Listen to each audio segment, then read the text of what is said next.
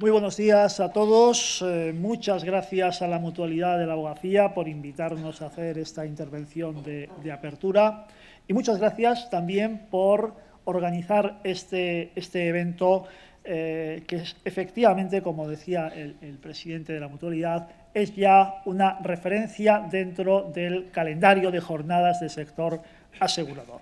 Y además tiene especial mérito porque más allá de las cuestiones concretas que afectan al sector asegurador y fondos de pensiones, lo que hace este encuentro es elevar un poco el nivel del debate y hacer referencia al entorno económico, ¿no? Aquellos que tenemos ya una edad incluso superior a la mía y hemos podido vivir épocas de inflación con gran desempleo y ahora vivimos épocas sin inflación y con reducido nivel de desempleo, somos conscientes de que el pensamiento económico tiene importantes retos que asumir a la hora de interpretar esta realidad. Además, la Mutualidad de la Abogacía es una muestra de la riqueza empresarial del sector asegurador español. Afortunadamente, en este sector tenemos un elevado nivel de concurrencia con entidades con forma de sociedad anónima, con entidades con forma mutual, mutualidades de previsión social, grandes, pequeñas, generalistas, especializadas, de ámbito nacional, de ámbito territorial, que constituyen un adecuado elemento para la competitividad dentro de este sector, y la competitividad y la competencia entre las entidades es una de las mejores garantías de protección de los asegurados. Por lo que se refiere a mi intervención, yo me voy a limitar a una serie de cuestiones básicas en estos momentos en el sector asegurador y desde la única perspectiva desde la que puedo hablar, que es la del supervisor de seguros y fondos de pensiones. Haré algunas reflexiones sobre tres temas fundamentales en estos momentos en la actividad aseguradora, como son el escenario de tipos de interés, el reto de la longevidad y el marco regulatorio, siempre en permanente revisión. Respecto al escenario de tipos de interés, es seguramente uno de los elementos más visuales de los retos que tiene en estos momentos el sector asegurador y posiblemente el más importante.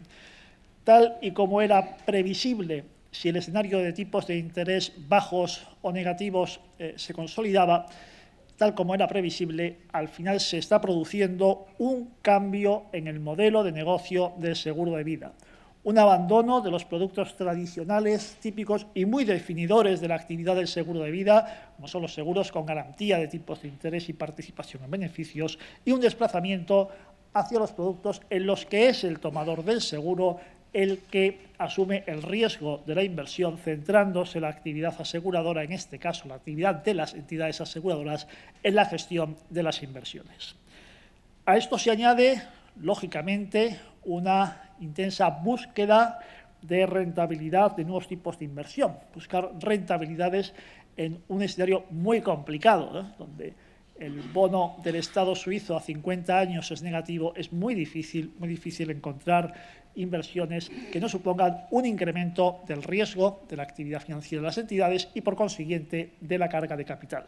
Tal como decía el presidente, de alguna manera, todo esto hace que, en términos relativos, muchos de los productos de seguro de vida empiecen a tener una gran dependencia de su tratamiento fiscal, ¿no? Y seguramente esto no debería ser así. Esperamos mucho de la capacidad de innovación, de la capacidad de desarrollo de productos de los actuarios y los demás profesionales del sector asegurador. Si este es el presente y el futuro, parece, de la actividad aseguradora en el ámbito de los seguros de vida, hay otra cuestión que abordar y es qué hacer con lo que empieza a llamarse el legado de las carteras de seguros que tienen elevados o relativamente elevados tipos de interés garantizados. Son los problemas relacionados con la gestión de las carteras cerradas, de las carteras en run-off. Una cuestión que está siendo abordada por la Autoridad Europea de Supervisión de Seguros con especial interés. No puede haber otra alternativa que la gestión de estas carteras con mantenimiento íntegro de los derechos de los tomadores de seguros, tanto si se trata de gestión de carteras internas dentro de las entidades, como si se opta por su transferencia a operadores especializados.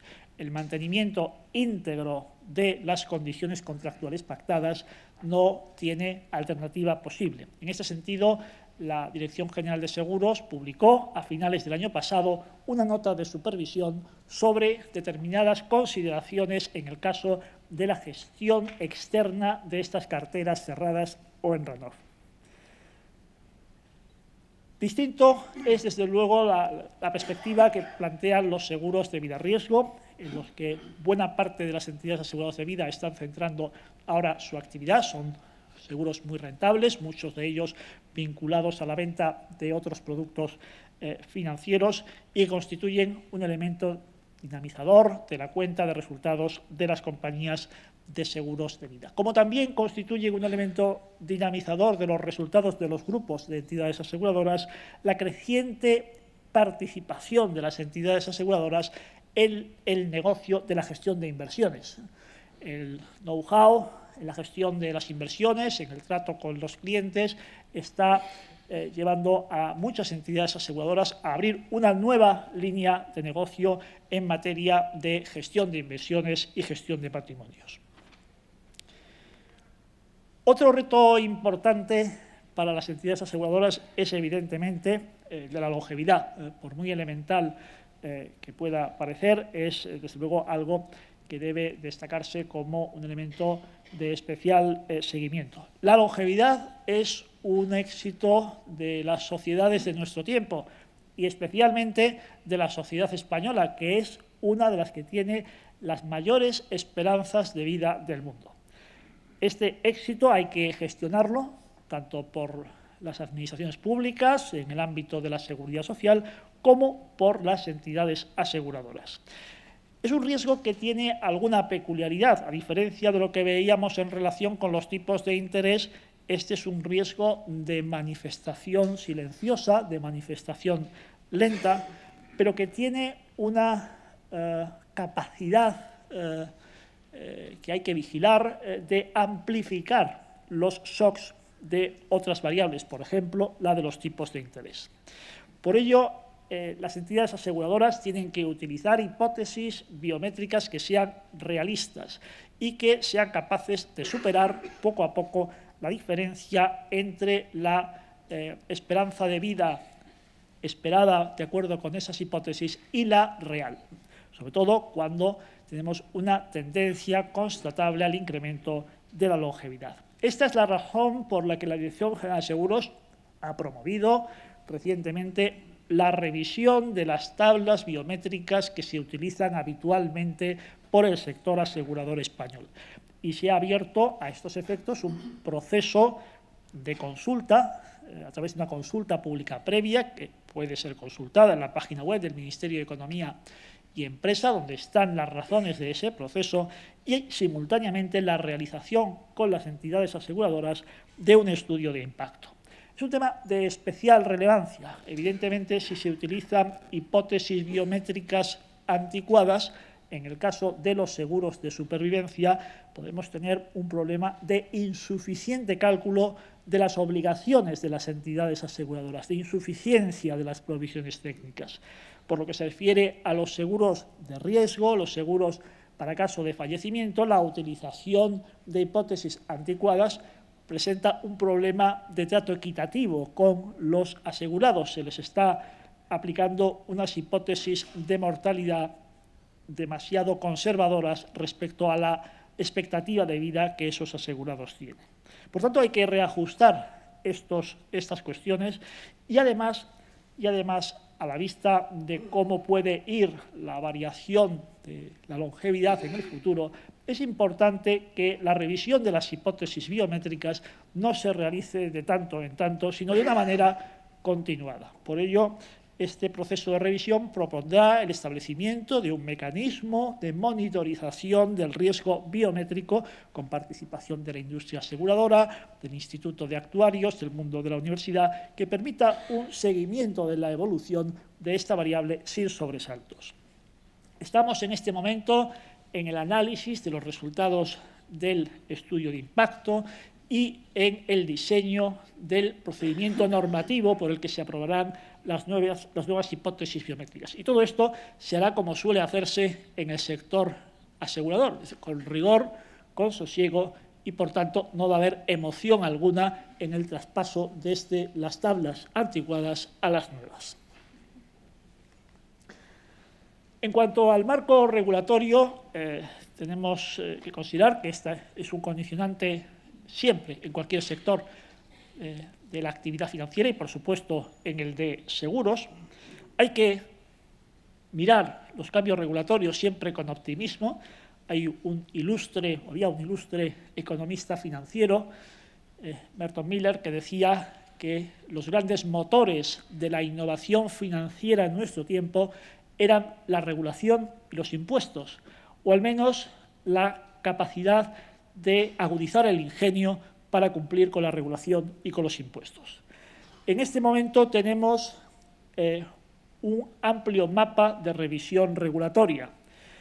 El primero de ellos se refiere a la revisión del marco básico de actividad de las entidades aseguradoras en Europa, que es la Directiva Solvencia II. Tras 5 años de aplicación, habrá que realizar la revisión de su contenido.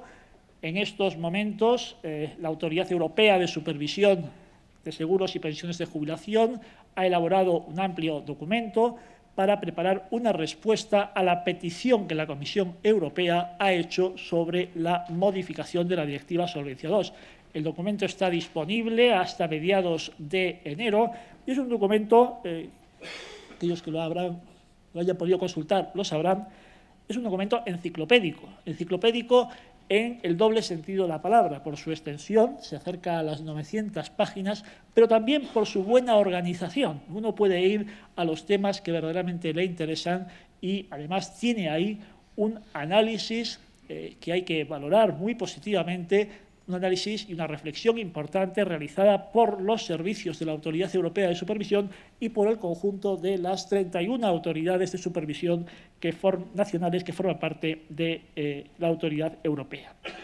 Tienen ahí en la pantalla algunas referencias, por supuesto hay muchas más, pero la revisión se enfoca a analizar cuestiones como el cálculo de capital, las provisiones técnicas, los tipos de interés utilizados, la recuperación y resolución de entidades aseguradoras, que sería un tema de avanzar en esta línea muy innovador en el caso del sector asegurador español, y también un espacio dedicado a la política macroprudencial en el ámbito de los seguros privados.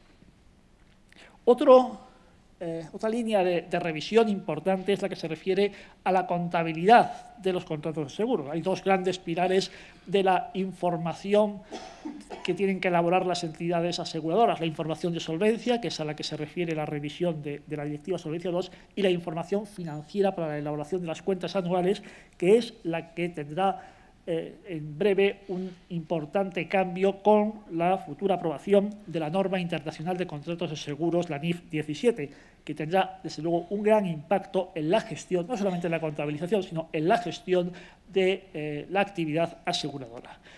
Habrá una norma internacional aplicable a los grandes grupos multinacionales cotizados y habrá que pensar en la adaptación de la normativa contable española de entidades aseguradoras a algunos de los principios de esa norma internacional 17.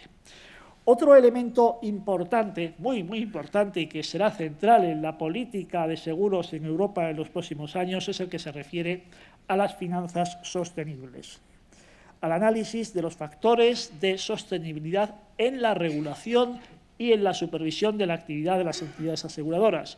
Las finanzas sostenibles, y en especial los temas referentes al cambio climático, afectan a las entidades aseguradoras en su activo a través de las inversiones que realicen y en ese tránsito desde las inversiones marrones a las inversiones verdes, y también al pasivo, a las exposiciones de riesgo. Las entidades aseguradoras son, en definitiva, las aseguradoras de las consecuencias del cambio climático y, por tanto, deberían tener la iniciativa dentro del sistema financiero en el análisis de las cuestiones relacionadas a las finanzas sostenibles y al cambio climático. Y, además, son, evidentemente, proveedores de protección. En definitiva, las entidades aseguradoras asumen parte de los riesgos físicos y de los riesgos de transición que tienen lugar en el proceso de transición ecológica.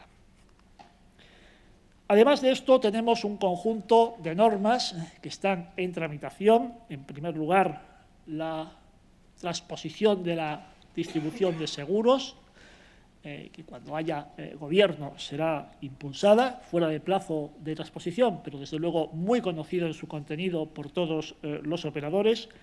Un proyecto de ley, un anteproyecto de ley de medidas para la transformación digital del sistema financiero, que es otro de los temas centrales de la actividad del sector asegurador. El anteproyecto es público, fue elaborado por el Ministerio de Economía y recoge cuestiones referentes al impacto de la innovación financiera de base tecnológica, a su promoción y el establecimiento de algo muy innovador, que es un espacio controlado de pruebas para hacer experimentos, si me permite la palabra, con la innovación tecnológica en el ámbito financiero.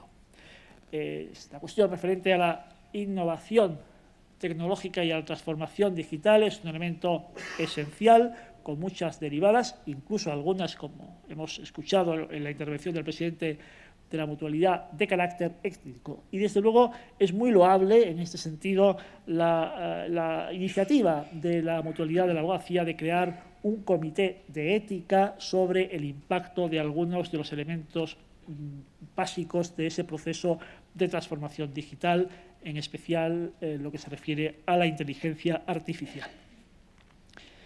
En materia de previsión social empresarial, está también pendiente de transposición la directiva relativa a las actividades y supervisión de los fondos de pensiones de empleo. También vamos con retraso y cuando haya gobierno previsiblemente se impulsará la tramitación de esta transposición. Es un elemento muy importante y además puede ser ocasión para abrir, por fin, un debate sobre el impulso de la previsión social complementaria en el ámbito de las empresas, que seguramente es la gran asignatura pendiente dentro del fomento de la previsión complementaria en España.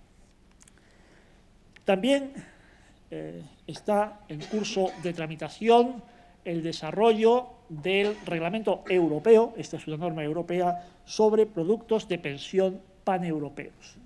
Se trata, en este caso, de productos de pensión, no solamente de planes de pensiones, sino productos financieros en general, para canalizar el ahorro privado del tercer pilar, es decir, el ahorro individual. Y además de cumplir con lo dispuesto en el Reglamento Europeo, también en este caso podríamos estar en un buen momento para reflexionar sobre la posición de la previsión complementaria del tercer pilar y las alternativas que existen en el ámbito de la gestión de inversiones.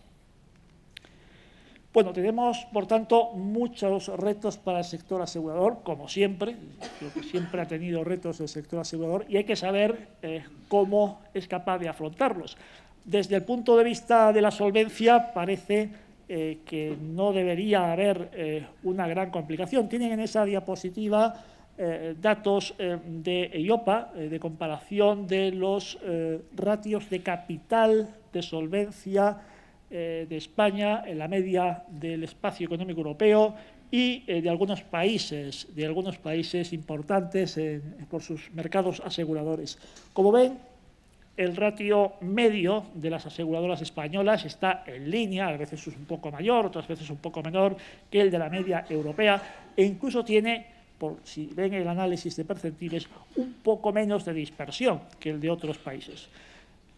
Son datos que hay que tomar con cierto cuidado a la hora de hacer comparaciones porque las culturas aseguradoras son diferentes, las opciones de las legislaciones nacionales dentro del ámbito de la Directiva Solvencia II pueden ser distintas y hay también cuestiones que influyen, como por ejemplo la política de dividendos o de acumulación de los resultados obtenidos a lo largo del tiempo, que es muy distinta de unos países a otros.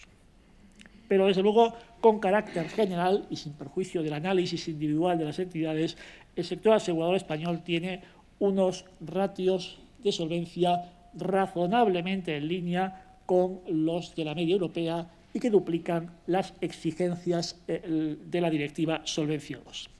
Pero, además de los ratios de capital, hay otra cuestión importante.